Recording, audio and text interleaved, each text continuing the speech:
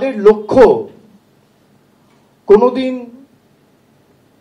SIR করে voter list ত্রুটিমুক্ত করা নয়।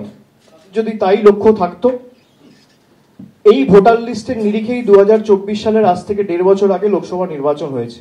এই ভোটার লিস্ট যদি ত্রুটিযুক্ত হয়, কেন্দ্রীয় সরকারের প্রথম দায়, দায়িত্ব, কর্তব্য, বাংলা একটা কথা আছে, আপনি আচরি ধর্ম।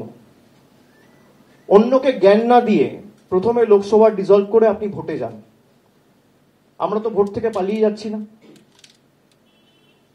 এই ভোটার লিস্ট যদি ত্রুটিযুক্ত হয়, তাহলে এই ভোটার লিস্টে আমিও সাংসদ হয়েছি, দেশের প্রধানমন্ত্রী থেকে শুরু করে, স্বরাষ্ট্রমন্ত্রী থেকে শুরু করে, অর্থমন্ত্রী থেকে শুরু করে, প্রতিরক্ষা মন্ত্রী থেকে শুরু করে যারা মন্ত্রিসভায় আছেন, প্রায় 60% বেশি প্রতিনিধি তারা নির্বাচিত হয়েছে এই ভোটার লিস্টের নিরিখে। তাদের মৌলিক দায়িত্ব, দায়বদ্ধতা যে তাদের ইস্তফা দিয়ে তারপর আপনি স্পেশাল ইন্টেন্সিভ রিভিশন করুন না, কেউ তো বারণ করছেন না।